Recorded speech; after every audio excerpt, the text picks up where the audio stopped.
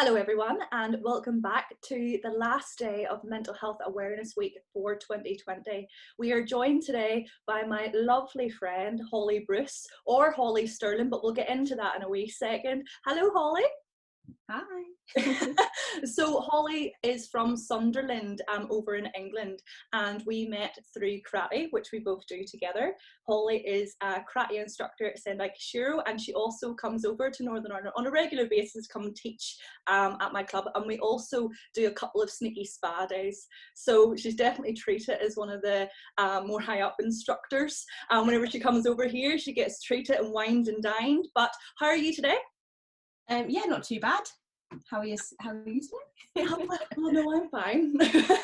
So we had a little mini chat before this, but obviously we'll address the elephant in the room, which is your name. So your author and illustrator name is Holly Sterling, which is your non-married name, and then you married John Bruce.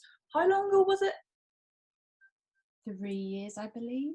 And where exactly did you have the pleasure of getting married? Yeah, so we're really lucky. We went away to get married in Jamaica, which is sort of like an extra special one for us because that's where my dad and his family are from. Yeah, but where were you born? That's the first thing you ever told me. Where were you born? Where are you from? I was born in Ireland. So no, that was such a funny story whenever I first heard that, where you told me I was actually born here. But no, we had to cancel your recent trip over to Northern Ireland because of the current situation, and obviously you have different areas of work that you're in. So for those who don't know you, because I wanted to be able to branch out during this interview series that I'm doing and bring in people from different backgrounds, different walks of life, different places, and not just really have it surrounded by the Northern Ireland community, because as you know, this topic kind of reaches more worldwide than that. So what does your average week look like? Because I know that you're a woman of many talents, so tell us a little bit about that. So I don't know, this is kind of a bit of a tricky question for me, because I suppose in theory I have 3 jobs. So one of those, like you already sort of touched on, I am an author and illustrator for children's books. So I do that on a freelance basis, working from home. I'm also a karate instructor, as you've already mentioned as well. So basically I'm at karate every day. Either I'm teaching in the evening, or those days that I'm not teaching, I actually train. And then the other part to the job, I also lecture at the University of Sunderland in illustration and design. So it's kind of a little bit scattered, really, I suppose. I have specific nights for teaching. I have 1 day a week that I go into the university to teach, but the freelance stuff, it's kind of it's all over the place, to be honest. I could be working like every single day of the week. Every time I get a chance to breathe, I'm still kind of working. At the weekends, I suppose, like yourself, we have, competitions and courses and club events to run through the karate club. So yeah, it's quite different every single week, but I think I chose those jobs for that reason. I think that's sort of like, it just sparks something inside of me, and I quite enjoy that sort of running from here there on the regular. Yeah, no, I think that whenever people ask me to describe what it is that I do, I think I'm in the kind of same position as you, where it's 2 completely different contrasting things. So obviously I've got the area of mental health, which I'm a volunteer in, but then people are like, well, where do you make, what is it you do? And I'm like, I'm a karate instructor. And they're like, what? Wow. But like, I know that you're very, very modest as a person through being your friend for many, many years. But will we break down just exactly how amazing you are at each one of those things then? So you have your author and illustration. You're an illustrator first, so that's where you kind of like got all your bases from. And then recently you became an author. Doing combined for children's books. Exactly. How many books do you have? Because I see them whenever I stay at your house, like they're all lined up and stuff. How many do you have? I have one. You do, you definitely do. So by the end of the year, there will be 19 published. So it's quite hard to, so there are 1, 2, 3, 4 of those that are not just me. So I'm in books with other illustrators and a range of different authors as well, and all the rest are just mine. It's quite hard to keep on top of things, I suppose, in your brain, counting them, because like the work that I'm doing currently, some of it comes out next year and some of it will be the year after, so it's quite hard to keep on top of those numbers. But yeah, I actually had to count it for something else this week, and by the end of the year it will be 19 that are actually published, with extra stuff to come the year after. No, 100%. And then we'll talk about the karate instruction then. So you run Sound Like a Shiro with your husband John and your other instructors that you have. But before the instruction then, I know I can see you smiling what we're going to talk about. Okay, so you're actually very well versed in the competition world as well. So you have competed for England for many, many, many years. You have now retired. You've been retired the last, how many years have you been retired now? I think it might be 3. Oh. This would have been the 3rd year actually, yeah. And we have a very prestigious competition, obviously, every year in May. It's the British Championships. And how many times did you win that? So as a senior, I won the CASA 10 years, and then I won the Kumite twice as a senior as well. So we'll not keep like bothering you about that, because I know that you hear it. But each time I come over, it's like I'm just indicted with like trophies everywhere. For you and John, obviously your husband's very successful and stuff as well, which is fantastic. So taking that from being so active, and then obviously you've always worked from home as well, and like collaboration with the university and stuff, but how has all of that changed for you now under these circumstances that we're now in? Because you can't go to class. I know the answer to this because I'm in the same position, but if you want to tell everybody else, how has your life now changed to adapt to the current situation? Yeah, so in a lot of ways it kind of hasn't changed at all, because I'm still doing sort of the same jobs.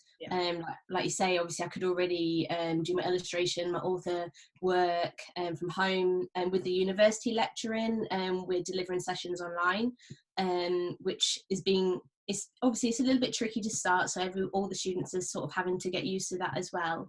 But I think everyone's sort of well in the flow now. We've just had the 3rd years submit their final work this week, so that's really cool. So now it's going to be assessing stuff online and stuff through their uploads, and so that's going to be a different way of working. But in ways it's kind of like you're assessing the work in the same way, it's just a different means. You don't have it physically in front of you, it's presented on the screen. But to be honest, in ways it's very similar to how I work as an author illustrator, because I'll be dealing with publishers via email and looking at work through a Zoom call or a Skype call anyway. So I suppose pulling those 2 ways of working together. With the karate classes, like yourself, we're teaching them online now as well, and everyone's well in the swing of things. I think it takes a few goes to sort of find your feet as you're teaching, because you're having to really think about your delivery and making sure that everybody understands the verbal, but also you have to make sure they clearly understand the demonstration. I'm like stressed out thinking about it. It takes a lot of adaptation, but I think we're all getting to a place where we're kind of becoming a bit more comfortable with it. And you can kind of have, you can read people's body language like you would do in a normal dojo. So I think it sort of maybe highlights some really good instinctive ways of working for yourself. You pick up on things maybe a bit more than you would give yourself credit for normally, I think. So it's positive. Yeah, the one thing I'm finding I'm actually missing was that little bit of downtime I had driving to the class.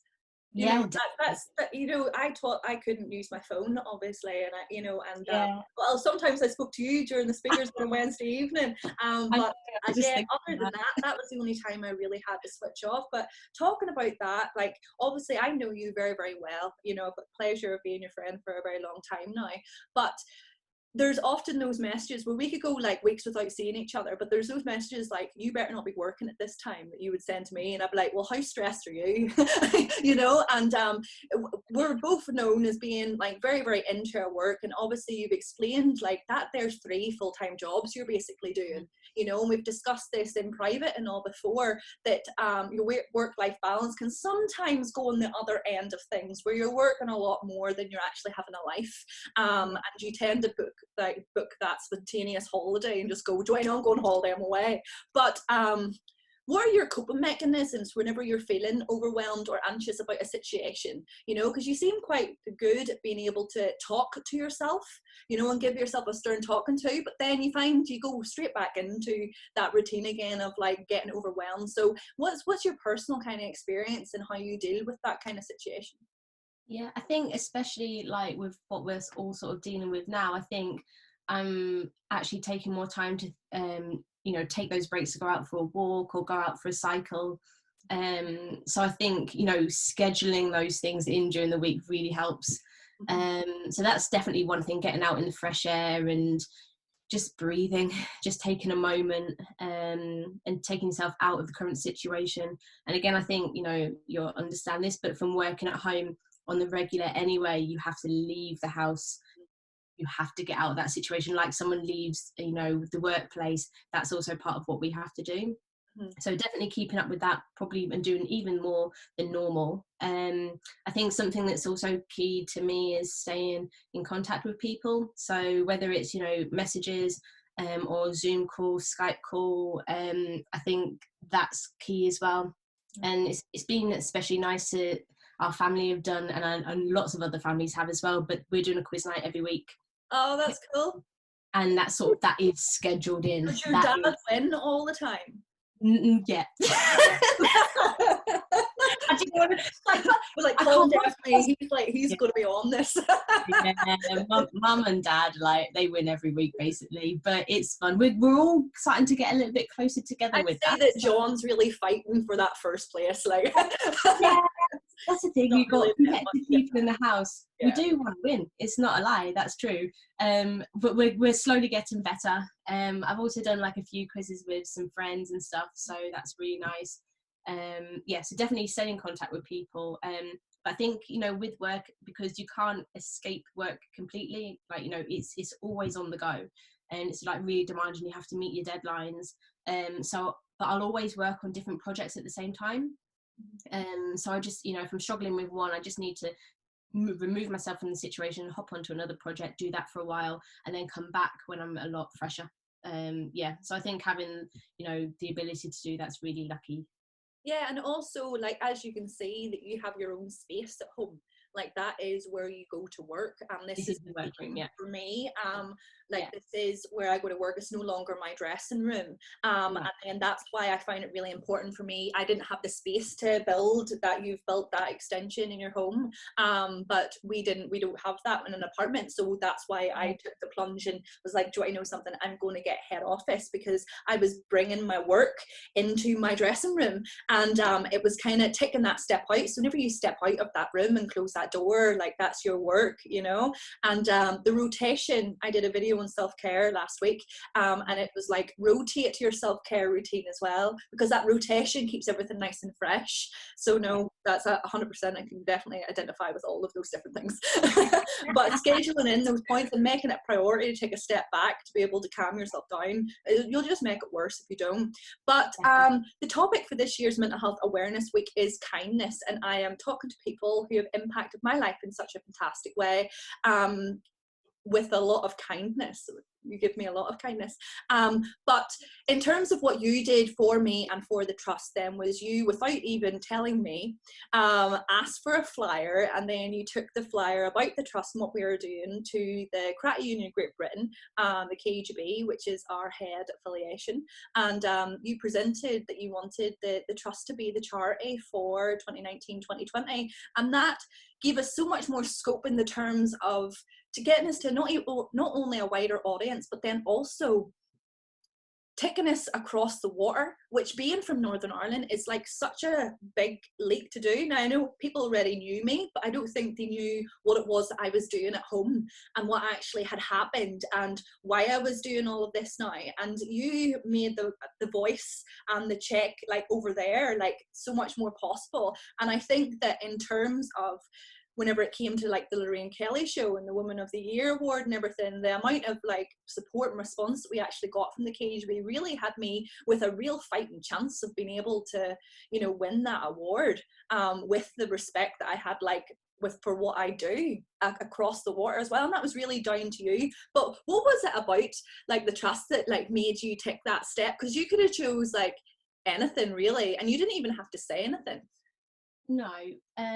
So obviously I've known you, your brother and your family for many, many years, and you're all very special. You're all very special to both me and John. And we obviously have that sort of personal connection, which, you know, that's one thing.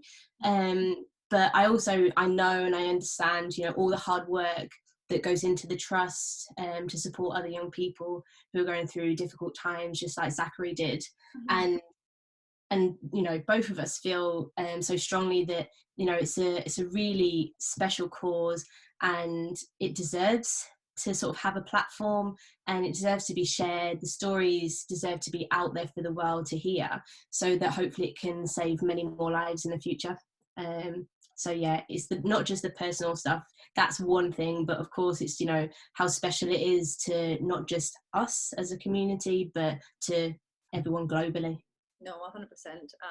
But in terms of the theme then, and like every day I know that you always promote kindness, you know, I've never seen any sort of like anything to direct me otherwise on that. But how important do you think kindness is? Because I don't think that this is really like talked about a lot, but like a lot can really be said for that theme itself. Like, how important is being kind, like, to you? So for me, kindness is everything. And this is actually something as a child that I wanted to grow up to be a kind person, and I genuinely believe that it sort of stemmed from the books that I read, and the characters that I fell in love with. They were always so kind, and they wanted to help each other out. There's always those, you know, strong bonds between the characters in the books, and that's what I sort of I fell in love with, and I wanted that for myself. So I always, you know, aim to be a kind person to help other people, but I surround myself with other people who are on the same wavelength. Yeah, good vibes. It's positive, yeah, same vibes. It has to be that same vibe. Yeah, and you feed off each other. So yeah, I suppose it actually always was something that I had to do. How do you think then that people could kind of put, because it doesn't come naturally to everybody, it really doesn't, because a lot of people, their personal lives kind of interfere with their relationship with others on the outside, you know, like someone could be having a bad day and that gets projected onto other people. But how do you think that other people can actually think more around the topic of kindness and like implement that within their lives? It is quite a hard thing to do, because you have to maintain, like, no matter what you're going through, that it's not anybody else's fault, that's how you're dealing with it yourself. But yeah, so there's a lot of talk around this movement at the moment, but in turn, how would you say that you put it into work? I think you should be thoughtful of other people's feelings before you act. And I think that's something that I will always try to do. You know, if I acted in this way, how could that person feel? Yeah. I think always trying to support people and support your friends and your family. And you can do that in lots of different ways. But I think with that also, I think it's being consistent with that support. Yeah. And No, I think obviously that's, you know, relationships that you have, but you'll understand that from, you know, the work that you do with the trust. You know, you can't just be there every now and then. You have to be there as a support system on the regular. And, you know, again, you mentioned earlier that we could talk, all, I don't know, 3 or 4 times a week, and then we don't speak for, you know, a good few weeks. But I know that you would always be there consistently for me whenever I needed, and I hope you feel the same. yeah, no, I think being consistent with it, but yeah, just wanting to make sure the people around you feel good, feel happy, yeah, and know that you're there for them. No, I can relate a lot to that. One thing I've started to do myself is actually write down what I'm grateful for every morning. Now, I know everybody has their individual struggles, but mine's happened to be more on, I talk about mine and like what I've been through and the kind of things that, you know, goes on within my family in a turn of like, so other people can relate to it and understand, you know, that everybody has their own battles. But even now, through everything that I've been through, I still write down things I'm grateful for, you know. And my brother may not be here, but I am grateful for the 20 years I had with him, because not many sisters can have such amazing years like with their siblings. So I'm so grateful for that, and I think that has really helped me in terms of being kind as well, you know. I always look for the good in people, you know, but I think that taking that time out to really just be thoughtful is fantastic.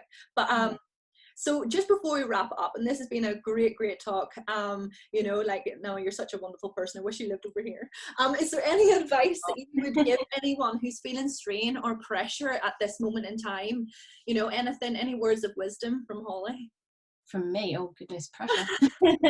I think probably trying to keep on that sort of same wavelength, and staying in touch with people, you know, even someone that you might not have spoken to for a good while, just ping them a message. And It's okay to do that too. it is, and I think, you know, it will always be, you know, well received. I think, yeah, staying in touch with people, again, getting out, going for a walk, clearing your head, whether again it's with someone that you live with, or even just to go out on your own for a moment, just for a bit of reflection. I think that's always really healthy. I think, again, like probably another one which I think would be really good is, obviously a lot of us are working from home, and a lot of us are working from home the same as we always have, and some are having to adapt because they don't. But there'll also be a lot of people who don't have work to do at the moment, whether they're being furloughed or whatever. So if you don't, I think it's probably quite a nice idea to come up with a little project, set yourself a little challenge. I know a couple of my friends did GCSE art, but they didn't continue to do art for a career, but they've actually sent me messages saying, I've just bought some pastels, or I've got a delivery of watercolor paper, and I'm just having a go. And I think, you know, just doing something that you don't normally have the opportunity to do, but it's like a little challenge, a little project, and it might open up, you know, some doors to something special that you never thought of doing before. No, So, yeah. I think that's a really good point. I haven't actually touched on this. The whole fact that, you know, many people aren't actually working at all, they've been furlonged, and Dwayne is one of them, like my partner Dwayne, and he knows that I'll come in here Monday, Tuesday, Thursday, Friday, Saturday, and then Sunday evening to work, and he's actually taken it upon himself now. He works within the agricultural sector, so he wanted to do a course because online open university is doing free courses, and I thought maybe he would do something in terms of fitness, because he's a fitness instructor as well, or he would do something in terms of like health and safety to like help his job. No, he decided to do forensic science. So now he studies every single day, you know, for his forensic science, and like that is something that he has done for himself. And he thought, well, do you know, I'm not actually interested in doing it for anything else. I want to do forensic science, want to learn, you know. And he's watching his wee tutorials, and, you know, part of a group and stuff, and he's been really enjoying it. But that's something that's completely different from what he was not. That's brilliant. I know it's that's great. I'm like, that took me by surprise. I didn't know what was coming. Whenever he told me, it took me by surprise as well. But we don't like to keep these too long because we like people to actually watch them. But thank you so much for agreeing to come on. I know that you were nervous in the beginning, but hopefully it's came out okay. And I'll be speaking to you after this anyway. But thank you so much. And you're just so much for having me. Right. And it's been fab. So thank you so much. Okay. Thank you. Bye, Holly.